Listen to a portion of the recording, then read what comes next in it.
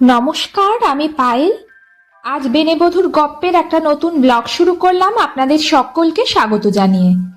আপনারা সবাই নিশ্চয়ই খুব ভালো আছেন, আমরাও খুব ভালো আছি। এখন তো বসন্তকাল, ফাগুনের মিষ্টি মিষ্টি হাওয়া বইছে মাঝে মধ্যেই। হ্যাঁ, মানছি সকালে রোদ্দুরের বেশ তাপ, কিন্তু ওই বিকেলের দিকটা বেশ আরামদায়ক একটা ওয়েদার বলুন। আর আগুন রঙা পলাশ ফুলগুলোকে দেখুন একবার, ওরাও এই সময়টা বেশ পরিণত হয়ে টুপটুপ করে রাস্তায় ঝরে পড়ে পুরো রাস্তাগুলোকে কেমন রাঙিয়ে তোলে।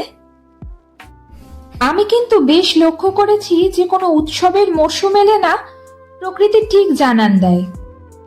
এই যেমন ধরুন কাশফুল, নীল আকাশে পেঁজা তুলোর মতো মেঘ, বাতাসের একটা অদ্ভুত গন্ধ আমাদের জানিয়ে দেয় পুজোর সময় চলে এসেছে।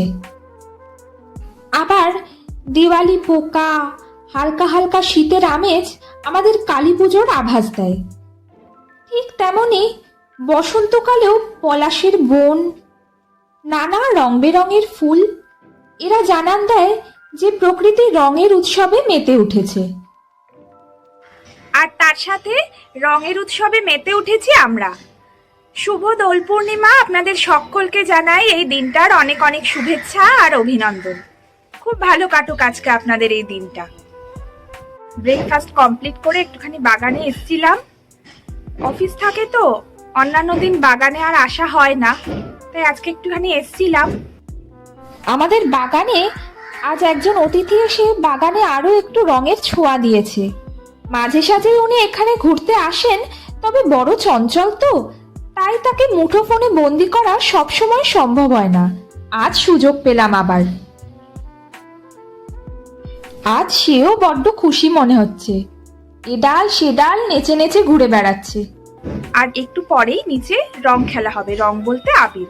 এখন তো খুব একটা এখন আর রং খেলা হয় না, কোনো কালেই আমি খুব একটা রং খেলিনি। আমার রং খেলা বলতে ওই আবির খেলাই। তো একটু বাদেই রঙের জামা কাপড় পরে নিচে নামবো, বাড়ির সবাই মিলেই রং খেলবে, তো আপনাদেরকেও সঙ্গে নিয়ে যাব। নিচ থেকে মেজদা ভাই মানে আমার মেজো ভাসুর অনেকক্ষণ ধরে হাঁক ডাক দিচ্ছে, কিন্তু এর অবস্থা দেখে দাঁড়িয়ে পড়লাম।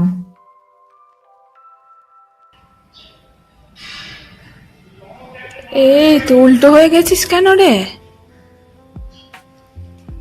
কাণ্ড।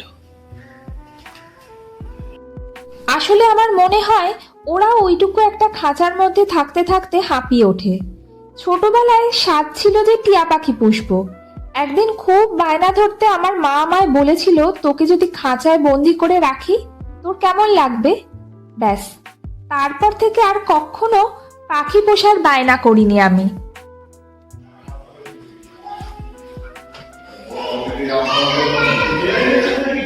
এদিকে তাকাও, মুনটাই আমুনটাই।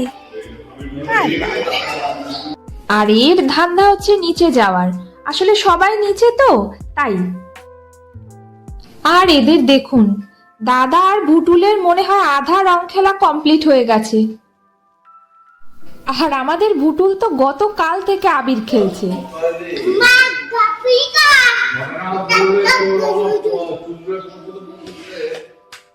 আমিও আমার জ্যাঠা শ্বশুর মশাই আর শ্বশুর বাবার পায়ে আবির ছুঁয়ে এইবারের মতন আবির খেলা শুরু করলাম। আবিরের রংটা ভারী সুন্দর, আসমানি রং। বর মশাই তবে যতটা গোবেচারা ভাবে বসে আছেন, ততটা গোবেচারা কিন্তু উনি মোটেও নন। মেজদা ভাই, আসলে মানুষ রং মাখতে ঠিক কতটা ভালোবাসে দাদা হলো তার জলজ্যান্ত উদাহরণ। নূপুর এত শান্ত একটা মেয়ে, তবুও কেন জানি না দাদা ওকে ছিটিয়াল বলে ডাকে মাঝে মধ্যেই। এইবার শুরু হলো আমার ফেসিয়াল। এইটা ওই ধরুন গিয়ে ফার্স্ট রাউন্ড হলো, আরো বাকি রাউন্ড আসছে। এই হলো গিয়ে দাদার রং খেলা। এইসব আবির টাবির দিয়ে নাকি আবার রং খেলা হয় না। দাদার রং খেলার সরঞ্জাম হলো গিয়ে যত রকমের বাদুড়ে রং, পেসের কালি, আলতা, এইসব। হ্যাঁ, ঠিকই শুনেছেন, প্রেসের কালি, ওটা দিয়েও নাকি রং খেলেছে দু একবার। এই আবিরের রংটা দেখুন, জাস্ট ফাটাফাটি। দাদা যেটা অনেকক্ষণ থেকে হাতে নিয়ে নিষ্পিস করছে সেটা হচ্ছে গিয়ে রং। অনেকক্ষণ থেকে সকলকে মাখানোর ট্রাই করছে, কিন্তু ঠিক সফল হতে পারছে না, বুঝলেন?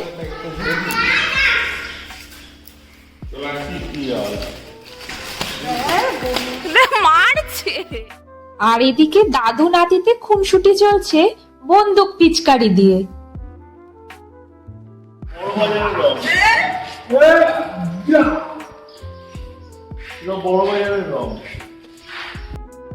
না, শুধু দাদা নয়, আমাদের প্রত্যেকের মাথাতেই এইভাবেই আবিরের চাষ হয়েছে।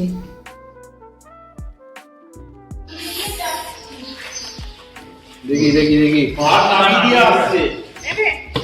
হ্যাঁ, একটু একসাথে একটা ছবি তুলে নিন। এই বাইরের হাতটা পুরো বলটা পুতার পা ফসকা। আরে আবিরে পা ফসাই থাকে না দেখ না, ওটা তো স্পেশাল আবির তো ও দা বাবা, বাহ কি সুন্দর কালারটা, এটা ল্যাভেন্ডার কালার। হ্যাঁ এটা যতই মাখাবি ও ফসাই থাকবে, ওই জন্য স্পেশাল তোর জন্য ঠিক আছে, আমি একটু রং দিয়ে দিই। গায়ে মাখাচ্ছে ও, ওই দেখো। নে তাকে মাখিয়ে দে, মাখিয়ে দে।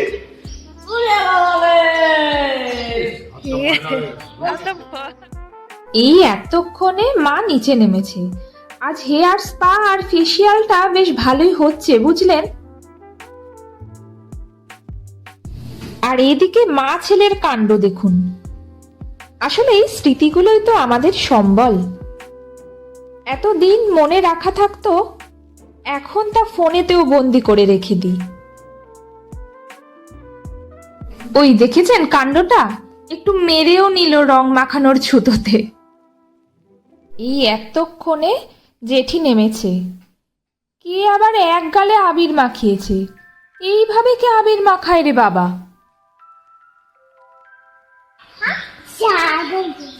এই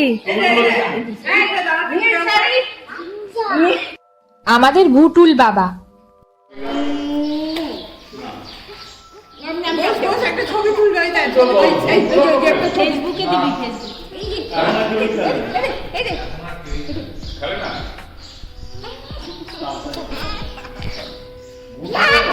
আমি বরাবরই আমার শ্বশুর বাবাকে দেখেছি, উনি যে কোনো উৎসব সেলিব্রেট করতে খুব ভালোবাসেন। তো দোলের আগের দিন কাউকে কিছু না জানিয়ে জানেন একটা ঠান্ডাইয়ের মিক্সচার কিনে এনেছিল গুপ্তা থেকে। ওই নিজেই সকাল থেকে উদ্যোগ নিয়ে ঠান্ডাই বানিয়ে ফ্রিজে ঢুকিয়ে এসেছিল।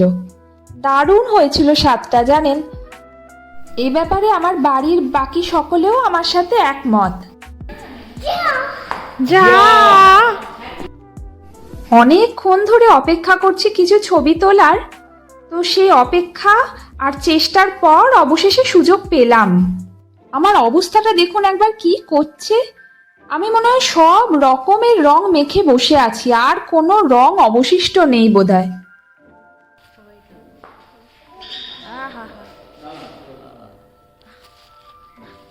ঘুমাবে আজকে।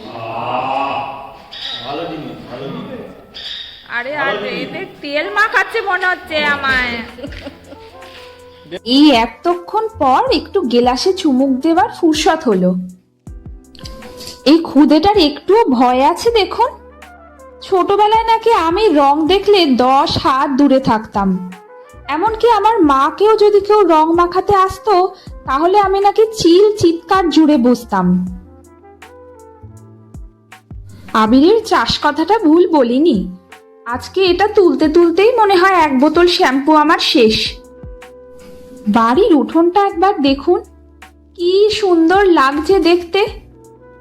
তবে এই যা রং পড়ে আছে, এ দিয়ে মনে হয় আরো একবার রং খেলা হয়ে যাবে। তো আজকের দিনের মতন রং খেলা শেষ। আমাদের খুদেটাও গেছে স্নানে, তবে এই ধেড়েটার খেলা মনে হয় এখনো শেষ হয়নি। ওদিকে মা চেঁচাচ্ছে স্নান করতে যাওয়ার জন্য। আজ ঠাকুরের পায়েও তো আবির ছোঁয়াতে হয়, তবে আমার শ্বশুর বাড়িতে দেবদোল হয় আলাদা করে, সেটা দোলের দিন হয় না। সেই নিয়মগুলো আবার পরের ব্লগে দেখাবো আপনাদের। ঠাকুর ঘর থেকে ফেরার পথে ওর দিকে চোখ গেল। এটাও একটা প্রজাপতি, কি হাওয়া দিচ্ছে দেখুন। এখন বাজে প্রায় ওই 2টো মতন। রং টং খেলে স্নান করে ঠাকুরের পায়ে আবির ছুঁয়ে চলে এসেছি। এবারটা একটুখানি তাড়াতাড়ি হয়ে গেল, কারণ অন্যান্যবার ওই 2টো 2:30 নাগাদ আমরা রং খেলে নিচ থেকে তারপরে আসি, কিন্তু এবারে ওই যে গ্রহণ পড়ে গেছে, তাই জন্য মা বলেছে 3টের মধ্যে খেয়ে নিতে হবে। তাই এবার সব কিছু একটু তাড়াহুড়ো। যাই দেখি আজকে কি রান্না হয়েছে, সম্ভবত মাটন হয়েছে। তাও চলুন গিয়ে দেখি। আমার বাবার বাড়িতে যেহেতু এদিন গোপাল পুজো হতো, তাই আমরা নিরামিষ খেতাম। নিরামিষ বলতে ওই খিচুড়ি আর বেগুনি আর কি। তবে এ বাড়িতে এসে থেকে দেখছি পঞ্চম দোল আর দেবদোল এই 2 দিন নিরামিষ খাওয়া হয়। তবে দোলের দিন এ বাড়িতে মাটন মাস্ট। সন্ধেবেলা কি করব ভেবে কিছু পাচ্ছিলাম না, তো দেবাশিসকে বললাম চলো একটু ঘুরে আসি। আমার শ্বশুর বাড়ির পাড়ায় এই সত্যনারায়ণ পুজোটা প্রতি বছর হয়। বাবা মা তাদের ছেলেবেলা থেকেই নাকি দেখে আসছে এই পুজো। তো রাস্তায় যেতে যেতে এই জায়গাটা চোখে পড়লো, বেশ সুন্দর করে সাজিয়েছে দেখছি জায়গাটা। তো বেরোনোর উদ্দেশ্যস্থল যেটি, সেইখানে পৌঁছে গেছি। লেবুতলার মোড়ে বসে এই ফুচকার দোকানটা এত সুন্দর ফুচকা বানায়, স্পেশালি ফুচকার জলটা। যাই হোক, ফুচকা খেয়ে পেট আর মন দুটোই খুশি করে ধরেছি বাড়ির পথ। আজ তাহলে আসি। আপনারা সকলে ভালো থাকবেন আর সকলকে ভালো রাখবেন। আর ভিডিওটা যদি একটুও ভালো লাগে তাহলে আমাকে জানাবেন।